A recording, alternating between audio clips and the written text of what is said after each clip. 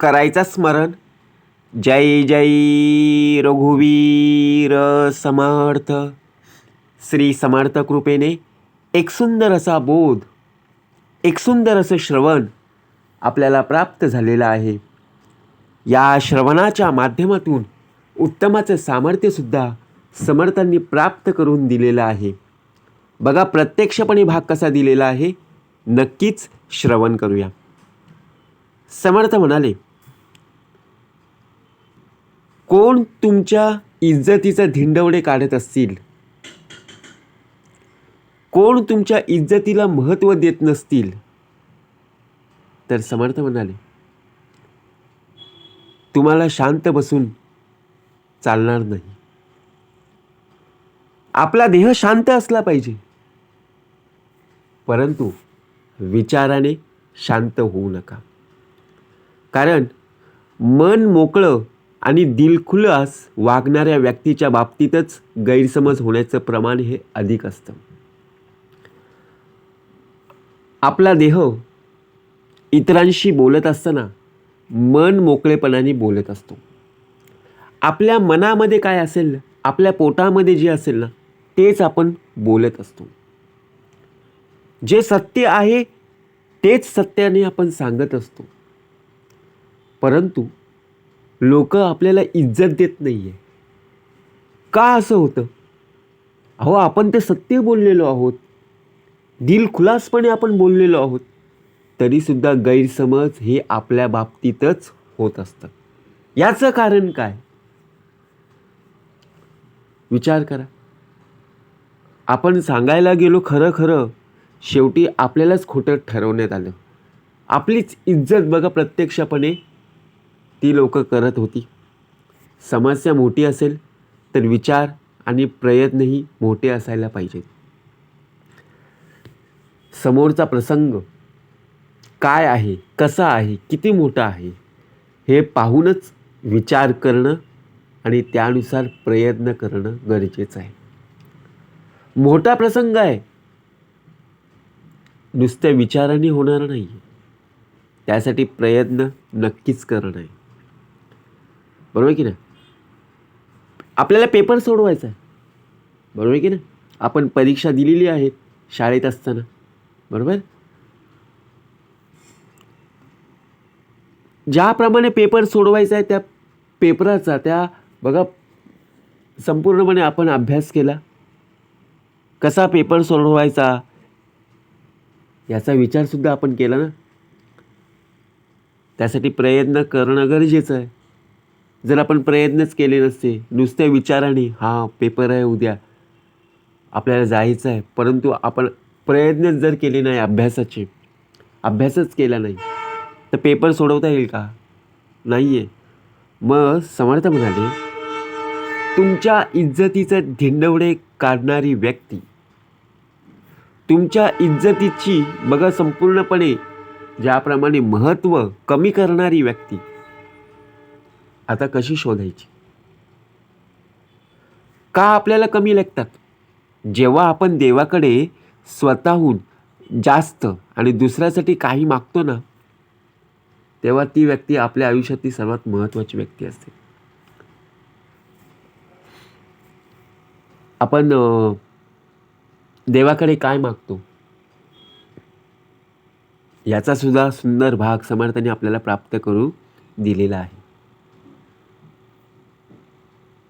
ज्याप्रमाणे आपण देवाकडे काय मागतो, आपण आपल्या आयुष्यात जे जे काही कमी असेल, जे जे आपल्याला हवं असेल, तेच आपण देवासमोर, भगवंतासमोर आपलं निवेदन मांडत असतो. कधी आपण स्वतःहून आपलं सोडून दुसऱ्यांच्या भल्यासाठी, दुसऱ्यांच्या आयुष्यात हे मिळावं हे कधी निवेदन ठेवलं काय हो? बघा विचार करा. ज्याप्रमाणे तुम्ही स्वतःहून दुसऱ्यांचा विचार करायला जाल ना, तेव्हा ती व्यक्ती आपल्या आयुष्यातली सर्वात महत्त्वाची व्यक्ती असते. कारण आपण आपले शेजारी पण पाहिले, आपले नातेवाईक पण पाहिले आणि आपले मित्रमंडळीसुद्धा पाहिले. विचार जर केला तर प्रत्यक्षात आपण देवासमोर कधी आपलं निवेदन सादर करताना नातेवाईकांना भरभरून दे असं आपण कधी निवेदन ठेवलं का हो? बघा, विचार करा. समर्थ म्हणाले, आपण स्वतःहून स्वतःचं पाहत असतो. दुसऱ्यांना आपण कधी मदत केलेली आहे का याचा विचार सुद्धा करणं गरजेचं आहे. आता आपण विचार काय करू, अरे आपल्याच आयुष्यात नाही, मग दुसऱ्यांचा विचार का करावा? समर्थ म्हणाले, जेव्हा आपला देह दुसऱ्यांच्या आयुष्यात मदत करतो ना, तेव्हा समोरची व्यक्ती आपल्याला किंमत देत असते.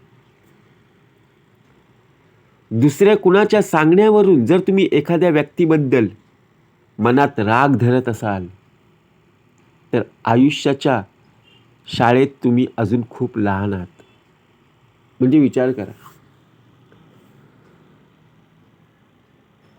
समोरची व्यक्ती आपल्याला काहीतरी सांगत आहे आणि त्या सांगण्यावरून जर आपल्या मनात राग येत असेल मग उपयोग काय? आणि समोरच्या व्यक्तीवर राग आणून त्या प्रश्नाचं उत्तर आपल्याला मिळणार आहे का? नाहीये. जी व्यक्ती बोललेली आहे त्या व्यक्तीसमोर जाऊन बघा, प्रत्यक्षात बोललं तर त्या प्रश्नाचं उत्तर आपल्याला मिळून जाईल. परंतु मनामध्ये राग आणून, मनामध्ये राग धरून शंका निरसन होत नाही, प्रश्नाचं उत्तर मिळणार नाही. म्हणून आयुष्याच्या वाटेत जेव्हा तुम्हाला प्रश्न, जेव्हा तुम्हाला बघा राग येत असेल तेव्हा त्याचं उत्तर साहजिकपणे मिळणं अशक्य आहे. कारण जीव लावलेल्या व्यक्तीला स्वतःपासून तोडताना काय त्रास होतो ना ते आपल्यालाच माहीत. कारण आपल्या घरामध्ये सुद्धा आपल्यावरती जीव लावणारी माणसं आहेत. आपण सुद्धा एखाद्या व्यक्तीवर जीव लावून प्रेम करत असतो.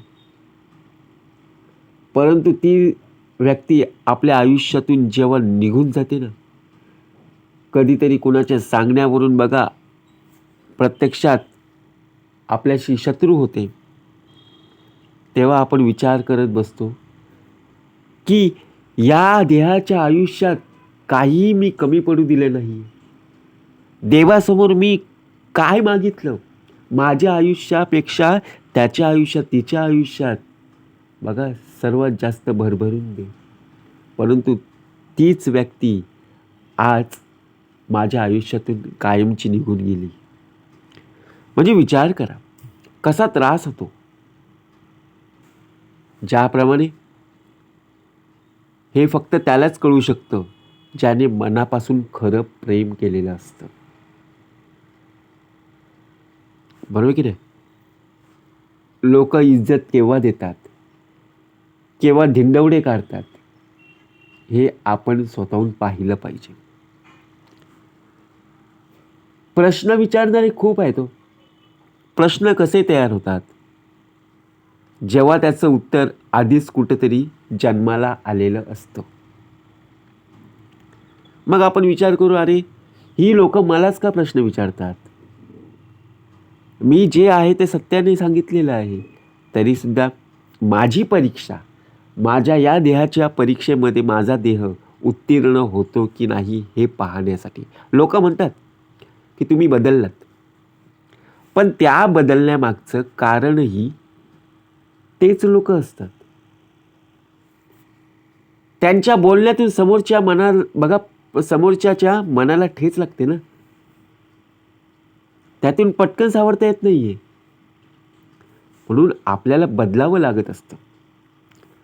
आता लोक बोलणारच, तुम्ही खूप बदललात हो, पहिल्यासारखे नाही राहिलात. मग आता काळ वेळेनुसार आपल्याला बदलावं लागतं. परंतु बदलण्यामागचं रहस्य काय आहे? की समोरची व्यक्ती तीच लोक आहेत जी आपली स्तुती आणि निंदा करणारी आहेत. परंतु मनाला जेव्हा ठेच लागते तेव्हा कळतं बाबा कुठेतरी आपण सावध राहिलो पाहिजे. पायाला जखम झाली हाताला जखम झाली, मलम लावू, बरी होईल. पण मनाला ठेच लागली, मनाला जखम झाली, तर बघा मलम लावून चालत नाही.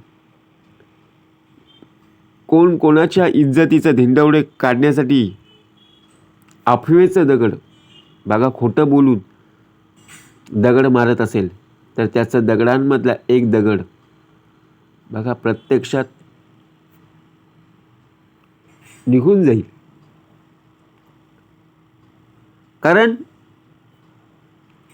जेव्हा आपण एखाद्या विषयामध्ये बघा सगळी लोक आपल्यावर तुटून पडतात, म्हणजेच काय, आपल्याला असत्य, आपण सत्यपणाच्या मार्गावर चालू आहोत, बघा प्रत्यक्षपणे चाललेलो आहोत, परंतु ज्या वेळेला आपल्याला असत्यपणाच्या मार्गावर जेव्हा गृहीत धरलं जातं त्यावेळी सगळी लोक बघा आपल्याला, बरोबर की नाही, गृहीत धरत असतात, आपली इज्जत काढत असतात. आपल्यामुळे आपल्या घरच्यांची, आपल्या नातेवाईकांची बघा प्रत्यक्षपणे इज्जत जात असते. मग ज्याप्रमाणे आपल्याला मौन पाळणं, मनामध्ये राग न आणता त्याचं उत्तर देणं खूप महत्त्वाचं असतं. मनामध्ये राग आणून जर आपण उत्तर देण्याचा प्रयत्न केला तर अजून आपली इज्जत जाईल, की तुम्ही लोक मला अशी का बोलता, बरोबर की नाही. म्हणून त्याच्या बोलण्यावर डायरेक्टली विश्वास ठेवू नका.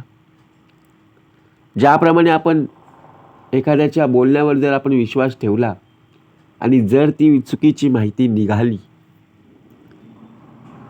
तर विचार करा, जेवढी इज्जत आपली गेलेली आहे ना तेवढी परत येणार नाही. कारण एकदा आपलं नाव खराब झालं की तुम्ही आयुष्यात कितीही चांगलं काम करा, त्या चांगल्या कामाला, चांगल्या कार्याला महत्त्व देणारी लोक नाही आहेत. तुम्ही जे वाईट केलेले आहेत ना तेच उकरून काढतील.